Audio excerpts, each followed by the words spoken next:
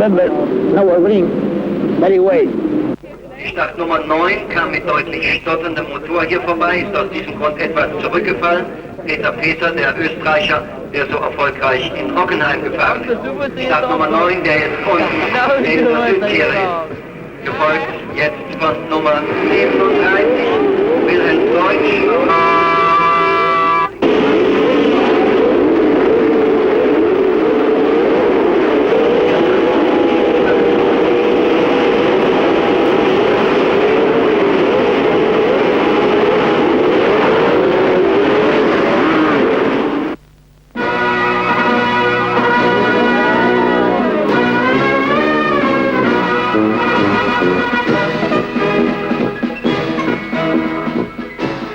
Honda are early on the scene for the German Grand Prix of 1967.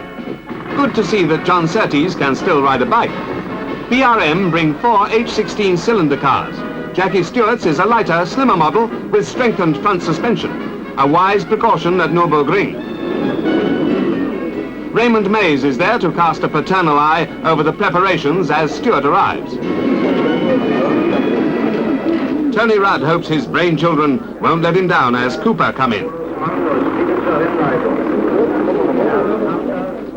Roy Salvadori keeps an eye on things, and as the latest models are unveiled to the public gaze, the maestro himself, John Cooper. He brings a new low-line 36 valve job for Rindt, Rodriguez's 1966 car, and a spare.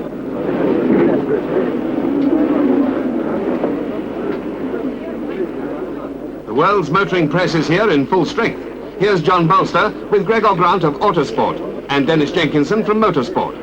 Rob Walker has a Cooper for Joe Siffert. As always, Lotus are a centre of attraction. For Graham Hill, a new chassis on the car that practice crashed at Silverstone. For Clark, the car he has driven since Zandvoort, and a spare. There's a choice too for Chris Amon, which includes a brand new lighter model with altered gearbox. Then Dan Gurney's Anglo-American team appears with two 12-cylinder Westlake-powered Eagles. Their fuel injection systems modified again. The Eagle's talony beak has to be removed for ground clearance down the ramp. Harry Westlake, it's reported, has improved the airflow through the radiators on both cars, one of which has a spanking new engine. The Repco Brabhams, the reigning world champion, who was also top ringmaster of 1966, and Denny Hulme, will drive the cars they raced at Le Mans and Silverstone. Joe Bonnier's Cooper Maserati arrives, well shrouded, but it doesn't take long to display its Swiss red body. Joe won here in 1960 on Porsche. As usual, the Industrielager, the trade paddock, is busy with everybody pushing out refreshments. And now the paddock proper is full of vans and activity as Der Tag approaches. But what lies ahead for cars and drivers? From the start, a short straight to the south curve where a 180-degree turn brings the cars back behind the pits. Then two left-handers in quick succession and down through Hatzenbach to the 2-kilometer-long racing stretch through Flugplatz, then to Schwedenkreuz and on to Arenberg. A fierce right-hander thought to be the worst hazard of all. See what the driver sees as Hubert Hahner in the BMW-powered Lola takes the bend. Under the bridge and into another fast stretch. Fuchsruder to Adenauer Forst, where a left, a right and a left follow in quick succession. Line is all important here. Watch Hahner's.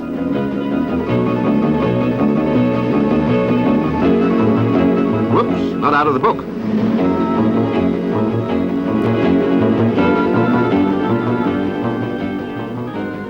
Then more twists and turns to Kallenhard and Berseifen, and on to Exmüller at kilometer 10, where the climb really begins. Hahner, in spite of his 2-litre engine, is entered in the 3-litre event. At Nürburgring, it isn't always the most powerful car which stands the best chance.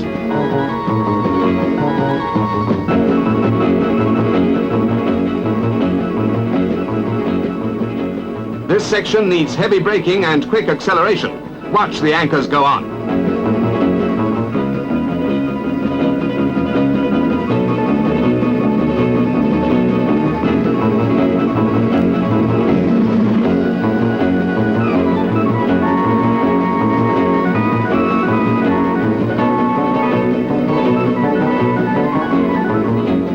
Down the dip, Over the bridge and up again. It's hairy, all right.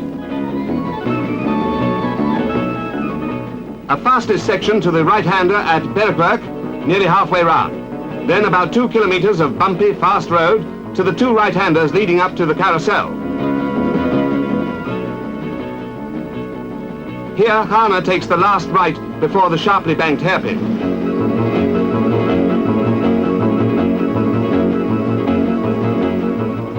It's as bumpy as hell. Watch the front suspension working on the camera car. Notice how Hana comes out at the very tip of the white concrete banking. So to the highest point of the course, Hohe Acht, through Wipperman and Esbach to the long sweep down to Brunchen and up again at the exit from the bend. Here's Hana on the way down. One of the hardest things about Nürburgring is the constantly changing light as the course twists and turns in and out of the high trees.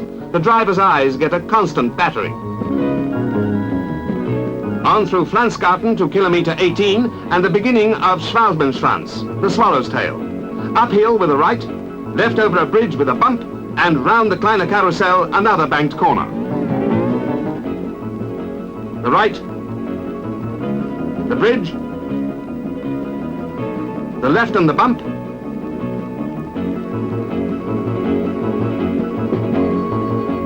round the little carousel and away up through the trees towards the straight.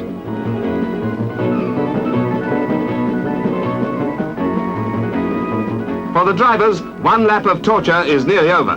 The straight, 3 kilometers of it, is real racing ground. Watch Hana go.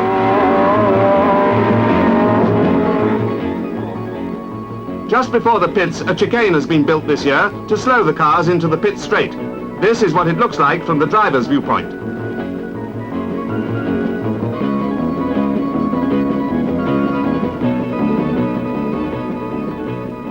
Well, that's Nürburgring. 22.8 kilometers, 174 bends. Why is the ring such a tough circuit? Well, it is 14 miles of really concentrated, hard motoring for not only the driver, but for the car. From the driver's point of view, I think it's probably the biggest test of any circuit going. The problem is the terrific length of the circuit, and a lot of the corners are very much the same, and you don't know quite really which one you're at or how quick you can go.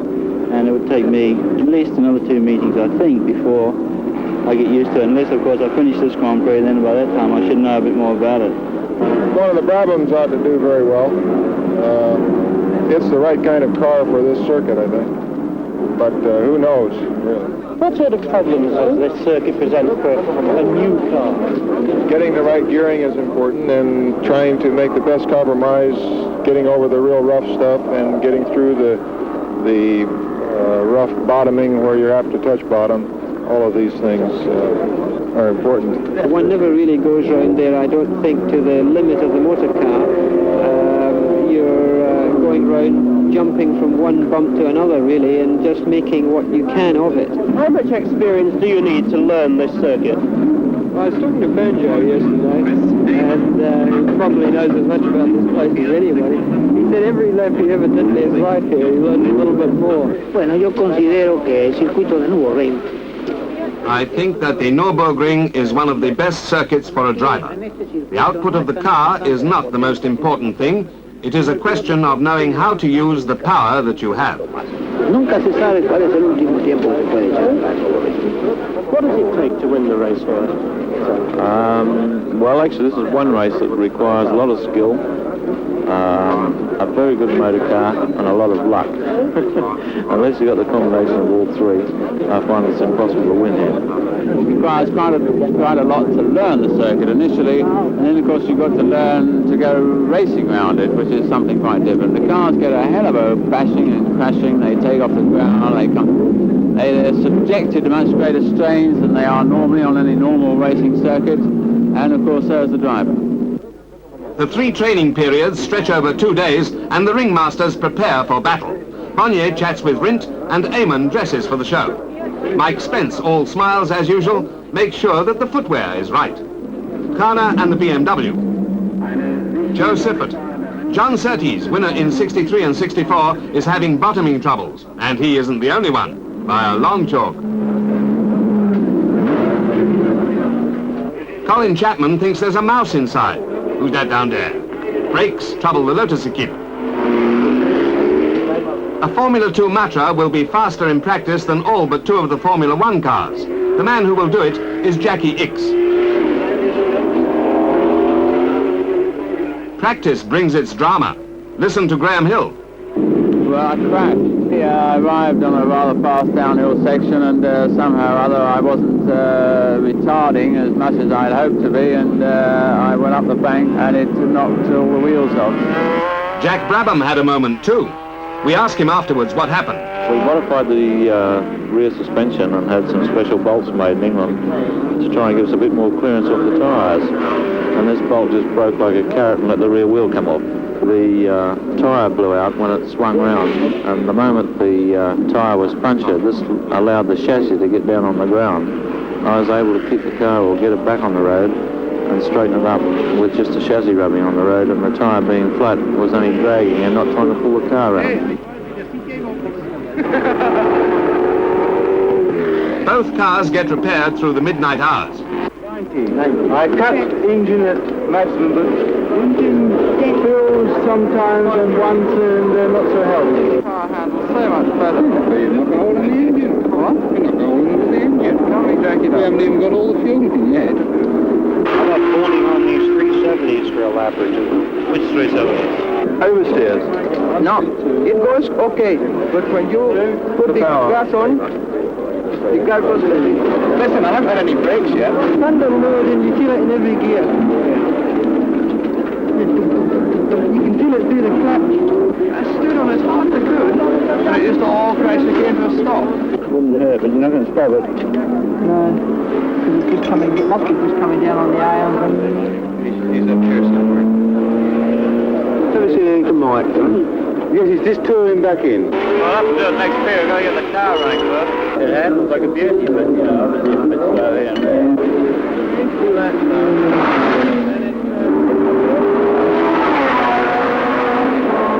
The electric pump on the roll. Yeah, I know, well. No. I'll fix you other day. Great. So, I want to know what For a consideration. Consideration. Aye. Race day dawns in the smoke of campfires and frying sausages. The Germans take their motorsport with seriousness, but not with fasting.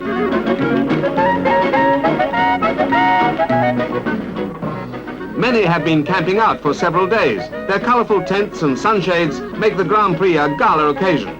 But don't run away with the idea that it's only the motors which matter.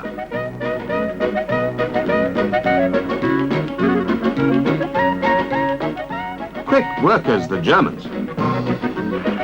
But it isn't so quick driving to the circuit on race day. Inside, there's plenty to do and see while you wait for the start.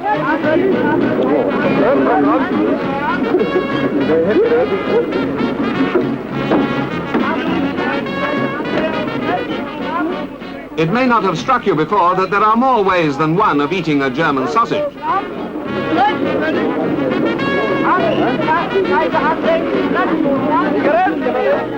Yes, it's all a question of arriving early to enjoy the fun, and there's certainly plenty of that.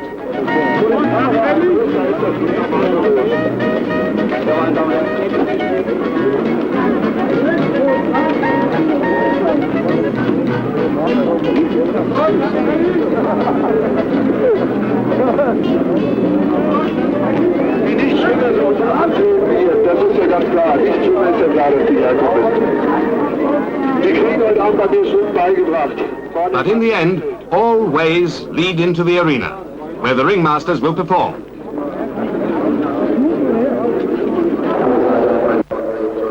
Before the big race, the crowd are entertained by a bunch of presumably sane people doing ridiculous things with motorcars.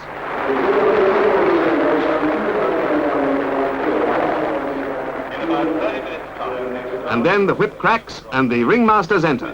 Eamon on Ferrari, Stewart BRN, Joe Bonnier with his own Cooper Maserati, McLaren Eagle, followed by Rodriguez, Cooper and the Honda. Drivers can now warm the cars up on the short length round by the south curve and back through the gate to the top of the tunnel. There's Joachim Rindt and the 36-valve Cooper Maserati. Jim Clark waits to occupy his customary pole position. Mike Spence in the second BRM. Graham hopes against hope that his bad luck is over at last. He's had more than his share this season. Colin Chapman, too, is obviously hoping just as hard.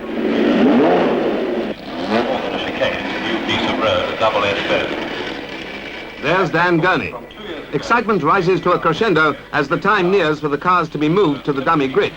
To keep the long circuit full and the customers happy, a Formula 2 event is being run concurrently, but the smaller cars are not eligible for the major prize. 17 Formula 1s and 8 Formula 2s make up the grid, the 2-litre cars behind. 15 laps, 342.15 kilometers of the toughest Grand Prix circuit in the world lie ahead.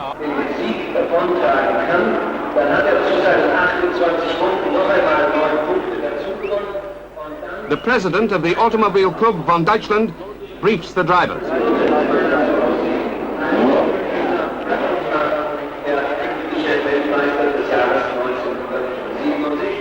Der Österreicher, der so erfolgreich in Hockenheim gefahren ist. Start Nummer 9, der jetzt unten in der Südtiere ist. Gefolgt jetzt von Nummer 37, Wilhelm Deutsch aus Köln mit einem Eigenbau Formel V.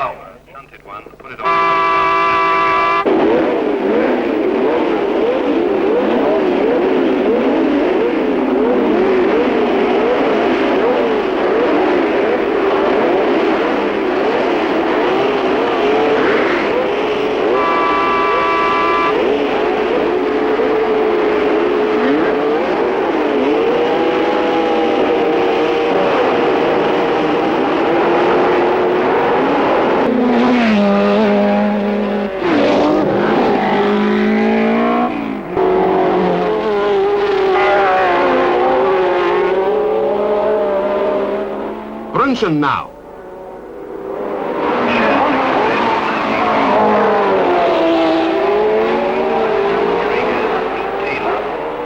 Stewart is ahead of Surtees, and Eamon, 8th, waits his opportunity. Through the pits again, and the first 3 are widening the gap, but Halm and Gurney are reducing the Lotus lead. Eamon, 7th, is now ahead of Surtees. Hill, in spite of his troubles, has passed Ligier and is second from the tail. That's a Formula 2 car behind. First into the pits is Joe Siffert in Rob Walker's Cooper.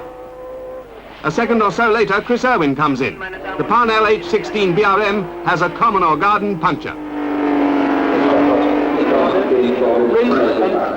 You saw him stop, wipe the goggles. But poor Siffert has burst a hose with an obvious loss of coolant. Irwin's away in 2 minutes, but it takes 15 to clear up Siffert's mess. Over the bump, which puts the Flug in Flugplatz, come the leaders.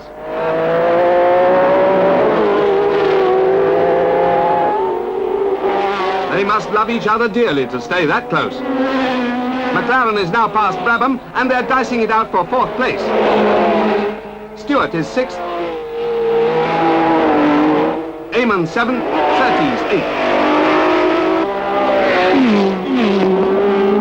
On this third lap, the order was unchanged. Great class. Now Hill is ahead of Bonnier, and with Irwin and Siffert having pit stopped, is up to 13th place. Lap 4. Halm and Gurney are right up with Clark now. Jim seems far from happy, but is motoring fast enough to hold him off.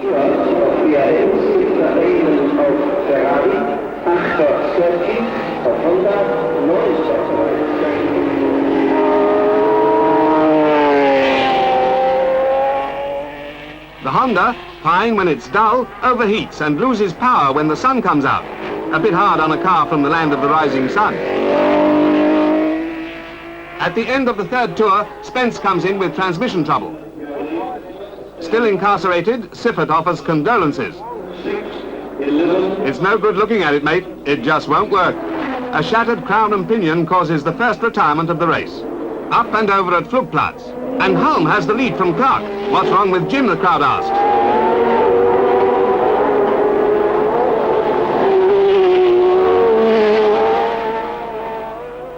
At Adenauer Forst, Gurney is through as well, and Clark is nowhere to be seen. Brabham is 3rd.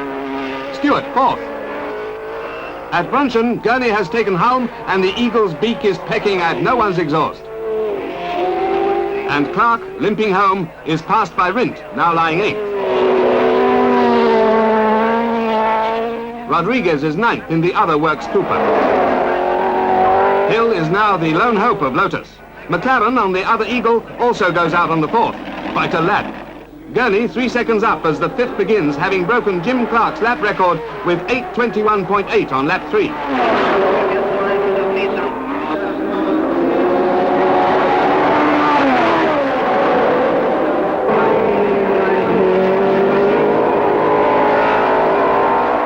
Incredibly, Jackie Ickx in the Formula 2 Matra has passed Eamon and Surtees to take 5th overall.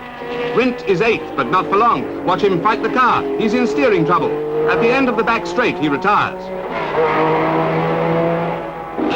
And Clark is in for keeps.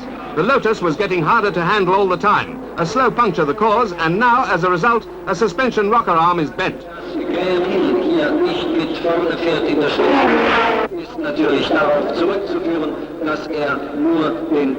With Clark goes Colin Chapman's brightest hope.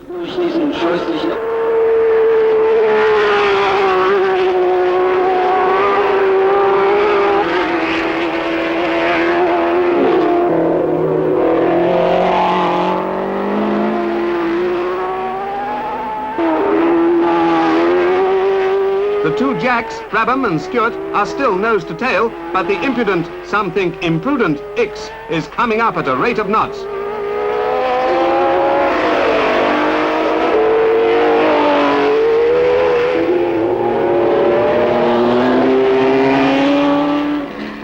Lap 6.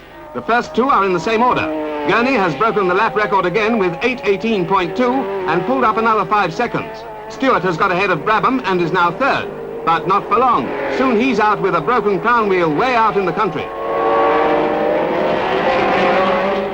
Hana, BMW, is 10th. Hill has moved to 11th. And there's Rindt's Cooper, out for the duration. But still it's Gurney all the way. This is the fastest lap, 8:15.1, over 103 miles an hour. The Brabhams can't keep up.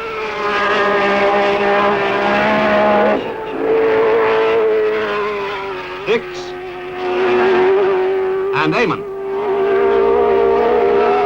The bumps and bangs are tearing at the cars. Suspension breakdowns are frequent, and who could wonder at it?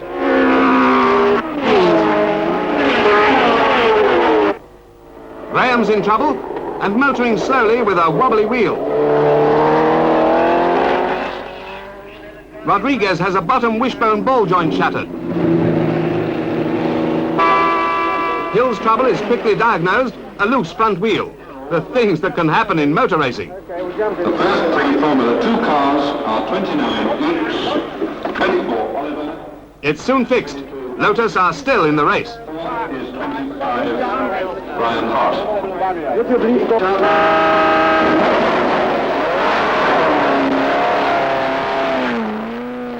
Rodriguez takes some 15 minutes of rush work to get him motoring, but that's better than poor Rindt. John Cooper's hopes of an outright win have faded, but he's never the man to admit it. After all, anything can happen in this game. McLaren has walked in to join the pit-side Fusiliers. Gurney's record lap has put him 15 seconds up on Denny Hulme. Jack Brabham has the impudent Ickx right up his exhaust pipes at this stage, and behind them the lone Ferrari is catching up fast. Lap 7 and no change in the race order. Graham is still soldiering on, but without hope or confidence. As lap 8 begins, Gurney is 22 seconds up. Eamon has passed Ickx and is pushing Brabham hard.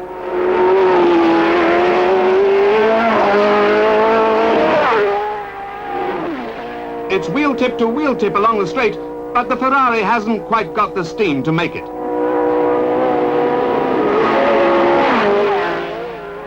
A long way behind, Surtees, 5th now among the big bangers, 6th overall. For Jackie Stewart, the long walk home is over, But life has its compensations. They just dragged me the whole way, both sides. But I took about laughing 3/4 to get past 30s. You know, Goes well downhill, though, doesn't it? Yeah, but you know, it's one side, the other side, they were waving blue flags. 29 seconds up now, Gurney roars past to start lap 9. Still, the Brabham and the Ferrari are tied together with string.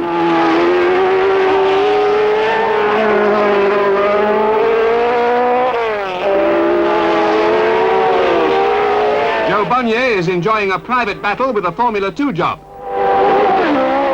But for Hill and Lotus, the race is run. A suspension bolt had come adrift and done the works no good at all. So ends his unhappy day. I've had a whole season of incidents packed into just one Grand Prix, his reported as saying. Anyway, the Lotus is only good for the dead car park, and it's no good making excuses. You know you broke it.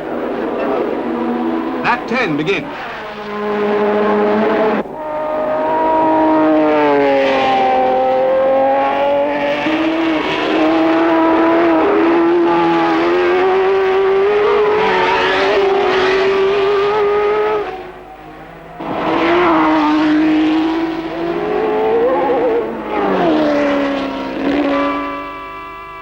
Chris Irwin is in with a broken clutch.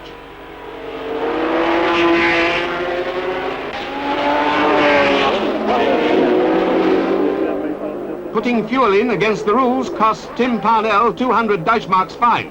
But by cannibalizing Spence's car, they get Irwin back into the race with only one lap lost.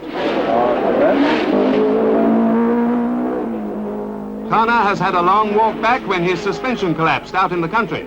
When this sort of thing happens, the life of a team manager seems hard, but the driver always finds something to fill in the time.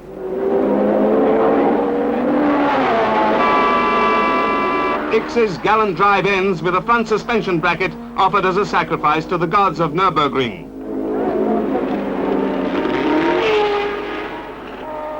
Dan Gurney, now 45 seconds ahead, seems unassailable.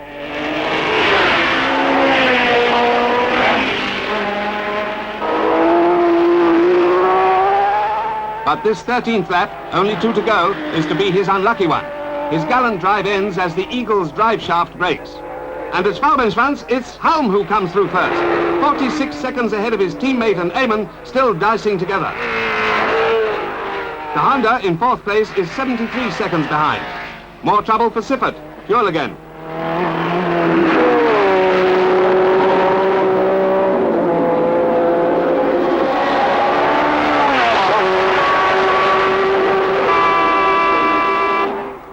Siffert arrives back and a petrol pump fault is diagnosed. It doesn't take long to fix. Irwin is back in the race by courtesy of the Spence Spare Part Agency. He's 2 laps down. So is Pedro Rodriguez, who's 9th. Joe Bonnier is 6th. Ligier 7th, 2 laps adrift. Halm starts the last lap. Brabham and Eamon 43 seconds behind. So it's Repco Brabham in 1st and 2nd places, Ferrari 3rd, and Honda a poor 4th.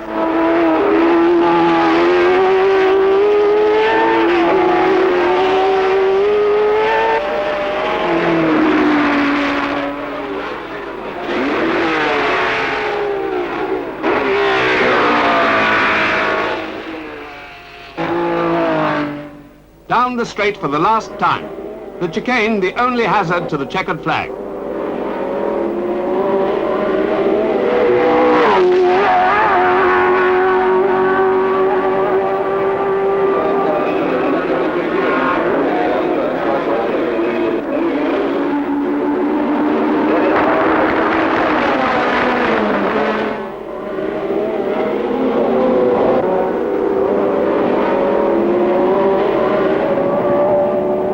Jack holds off the Ferrari, so it's a Repco Brabham day with the boys from Down Under well on top, and Denny Halm the winner of the 29th Grosser Preis von Deutschland.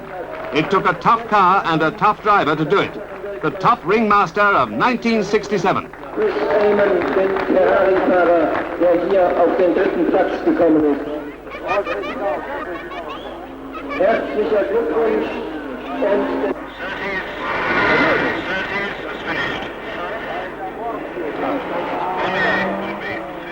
Does he remember what he said before the race? And it would take me at least another 2 meetings, I think, before I get used to it. Unless, of course, I finish this Grand Prix, then by that time I should know a bit more about it. Durchschnitt 163,3 für den Sieger dieses 15-Runden-Rennens auf dem Nürburgring.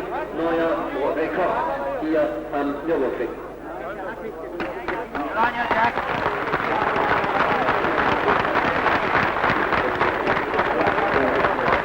Congratulations, Dennis. Well done, Dennis Holm. Well done for Brabhams. 1 and 2 for the Brabhams. Well done.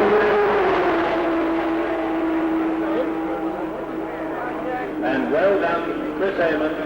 A fine third place in the new lightweight Ferrari, bringing him up to share third place in the World Championship with Jim Clark.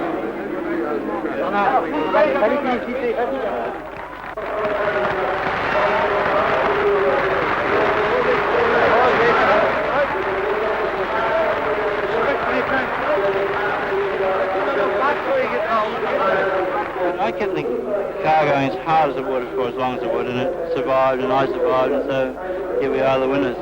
Went very well.